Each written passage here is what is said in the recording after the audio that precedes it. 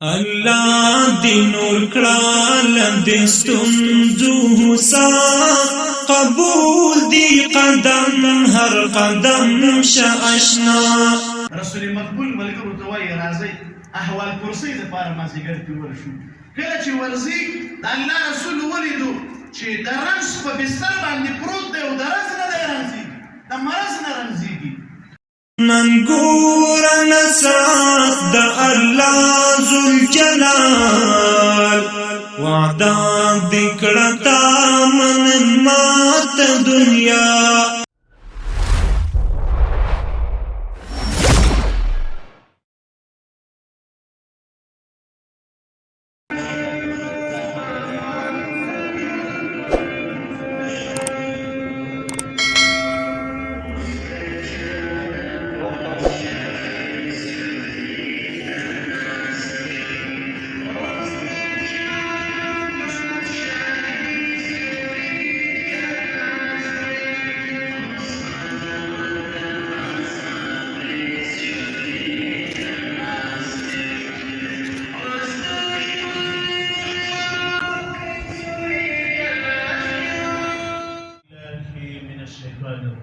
بسم الله الرحمن الرحيم قال الله عز وجل ألف لام را كتاب أنزلناه إليك لتخرج الناس من آخر الأرض صدق الله مولانا العظيم وصدق نبيه الكريم ونحن على ذلك من الشاكرين والشاكرين أولا أفغانستان الإسلامي إمارة دلور صدقه بوزارة قدرمن وزیر صاحب جناب الشیخ صاحب او د امور محصلانو سرپرست قدرمن معین صاحب د لوړو زده کړو د وزارت او د منابع بشري قدرمن رئیس مفتي صاحب او ورسره راغلی پلاوی د شیخ زاید پوهنتون قدرمن رئیس صاحب معین صاحبان او په مجموع کې درنو متدینو مؤمنو مخلص ومحسنين السلام عليكم ورحمة الله وبركاته.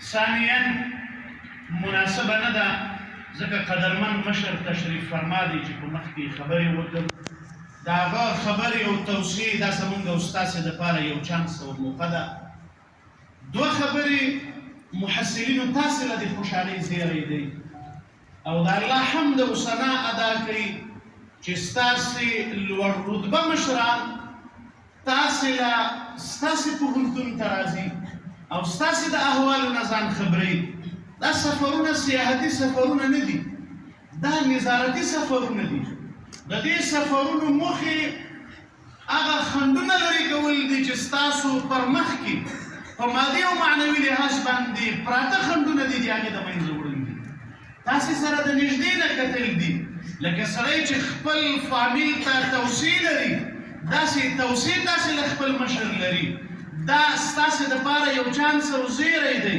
تاسې به نه وي لیدلی چې داسې یو لوړ رتبه مشر تاسې په دغې پوهنتون کې کوربه ګرځېدلي وئ او د دوی او د راغلي پلاوي دپاره دا د خوشحالۍ ځای دی چې د دومره سختیو نه د دومره انقلابونو باوجود موږ داسې راوتلی ولس یو چې په هر حالت کې زما ځوان خپله انرژي د اسلام او د ملت دپاره مصرف کړې ده او دا یې پرېښې نه ده اوس کمولې ده قدرمنه محصله ته د وطن آینده یې تا له د وطن مشران په ډېر لوړ نظر باندې قائل دي ته به د اسلام د چتر لاندې ته به د علیا منافعو ته د ژمنتیا د چتر لاندې د لوړ په تخصص باندې سنبال د جامعې دپاره معرفي کېږي اسلام کمزوری دین نه دی تر څومره چې اسلام نوي نسل او ځوان ته ژمنتیا لري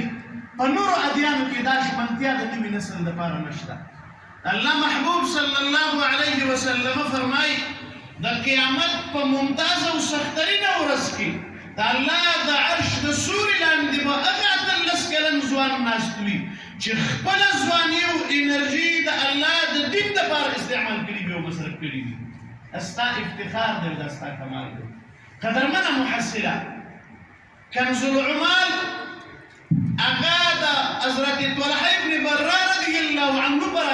باندې فرمایي نوی نوجوان دی. نبی پاک صلی الله علیه وسلم د هجرت په اوایلو کې مسجد نبوي کې شتون لري، مشران ملګري ورسره ناست دي، نوی نوجوان راځي او ترېنه تاویږي. الله رسول ورته وایي رانږدې شه ځوانه، څنګه زما نه تاویږي راتاویږي، داسې نه چې زما په سر دې چا سره سودا نه وي کړي. هغه وایي نه د الله رسوله زما ځواني او زما احساس دا نه ایجابوي چې په تا دې سودا وکړم. داسې ځوانان باید موږ جوړ شو. وایي زما ځواني دا نه ایجابوي چې په تا دې سودا وکړم. نهایت مفرطه مینه د ستا سره لرم او د هر طرف نه تا نه داسې تاویږم لکه پتنګ چې د شمې نه تاویږي. الله رسول ورته وایي ځوانه رښتیا صادق یې په دغې دعوه کې وي او صادق یم. وی ښه د پلار سر دې ما ته راوړلی شي. هغه وخندل وی دا خو ډېره کمزورې خبره ده، زما دې د خپل رب العالمین په وحدانیت باندې قسم وي که زما سر دې خوښ دی وایي دا توره ما په دې ورمېږ باندې کېښودله او ستا پښو ته مه راغورځوه. رسول پاک ورته وایي بچو مونږ په چا پلرونه نه وړو، مونږ په چا د مشرانو بې احترامي نه کوو. زمونږ دین مبین اسلام توصیه کوي نوي نسل دپاره چې په احترام باندې به قائل تاسې روزنی کېږئ. هسې مو ستا معلومات کاوه، وخت تېرېږي څو ورځې بعد رسول پاک تپوس کوي داسې رهبر او قائد وي هغه نوجوان نه ګورم، هغه د علاقې باشندګان ورته وایي چې هغه بیمار دی. رسول مقبول ملګرو ته وایي راځئ احوال پرسۍ دپاره مازدیګر کې ورشو. کله چې ورځي د الله رسول ولیدو چې د رنځ په بستر باندې پروت دی او د رنځ نه دی رنځېږي، د مرض نه رنځېږي. الله رسول غېږ ورکړه او غیر اختیاري د دې نوجوان دپاره وژاړل او نوجوان د الله رسول په دیدن باندې غیر اختیاري وژاړل. صحابه تپوس کوي د الله رسوله ستا ژړا په څه باندې وه؟ وي د ده ځوانه انرژي، د ده محبت، د ده اخلاص مو ژړئ. ما ته رب العالمین ښودلي دي چې دی به په دې مرض باندې وفات کېږي او بیا نور ژوند نه لري. نو د ده اخلاص مو ژړئ، د ده مینه مو ژړئ، د ده ځوانه انرژي مو ژړئ چې د دین سره دومره مخلص دی. او هغه په دې ژاړي چې کاشکې زما په بدن کې قوت وای چې ما د دې دین خدمت کړی وای، زما یو ښه صحت درلودلی چې ما د دې میلمه رسول پاک سره همکاري کړې وای. کله چې رسول پاک ځي نو فامیل ته یې وایي الله دې څه نه پېښوي، خو که څه راغلل ما به جنازې ته راغواړم. یو وخت راځي دا وفات کېږي، پلار ورته وایي چې بچو خوشبخته انسان یې، ستا د جنازې د امامت دپاره خپل رسول مقبول پیشنهاد کړی دی او ستا د جنازې امامت به د رسول مقبول د مشرۍ تر لاندې ترسره کېږي. او وایي نه رسول پاک به ما ته نه راوړی. فامیل حیرانېږي، هلته ستا مینې ته ګوره، هلته ستا اخلاص ته ګوره او هلته وایي نه به راولي. وي نه په لاره کې د بنو قریظه یهودو کورونه موجود دي، داسې خوف را سره دی که چېرته زما جنازې ته رسول مقبول راځي د بنو قریظه د یهودو خلق رسول پاک ته تکلیف ونه رسوي، نو زه به په قبر کې بیا څنګه په راحت وم؟ زما هغه سفر به څنګه د خوشحالۍ سفر وي چې زما په توسط باندې رسول پاک ته تکلیف رسي. جنازې مراسم تېر شو، وخت تېرېږي، رسول پاک تپوس کوي چې هغه ملګری ځوان څرنګه شوی، ځوان وفات هلې ملګرو راځئ په قبر باندې جنازه وکړو. رسول مقبول مینه وه، اسلام د ځوان سره مینه لري. دا بېله مسله ده چې زما ځوان ته د دنیا مغرضې کړئ، داسې پچکاري ورکوي چې یاره اسلام کې ته موقف نه لري، اسلام ستا قدرداني نه کوي. نه، هغه خبرې غلطې دي. رسول پاک لاړو په قبر باندې جنازه کوي او بیا ملګرو ته وایي لاس پورته کوي.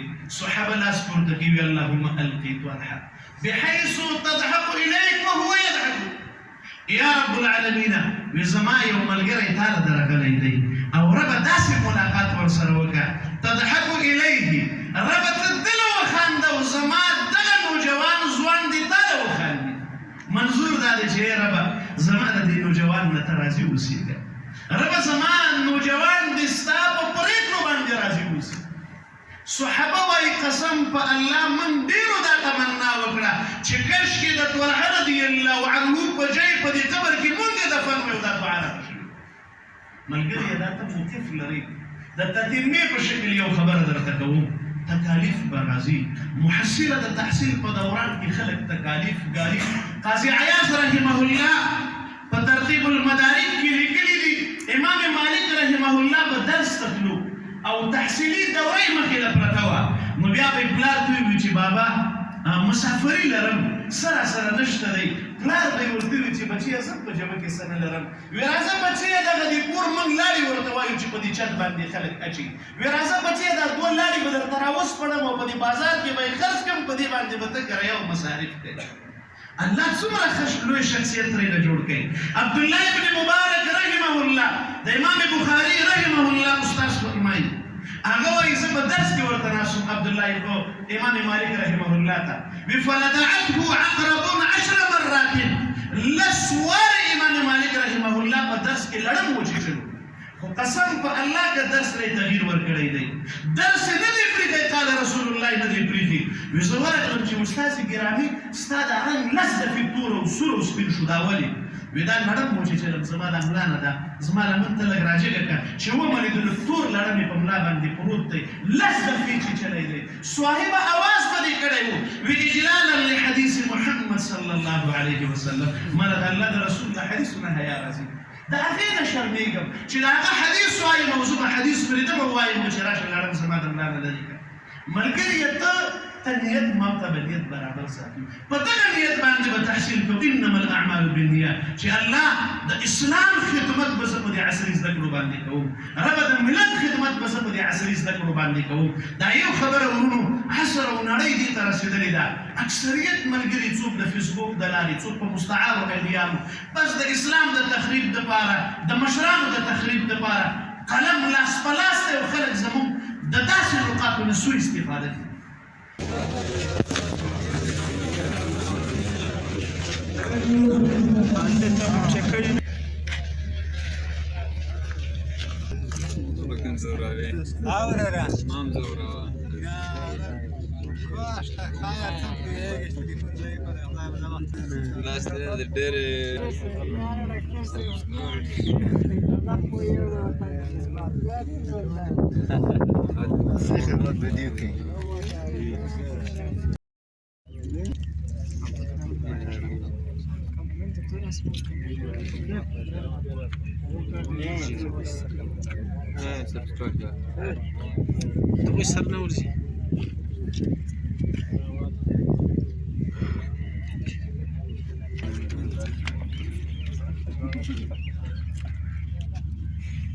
ملاقات صاحب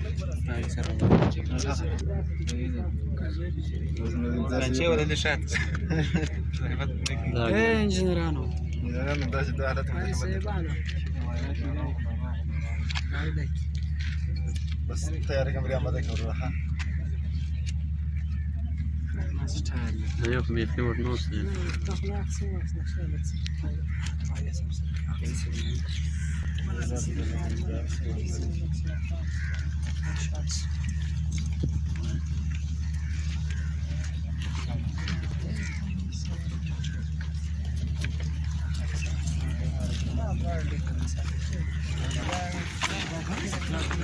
ايه مكتسب اليوم بس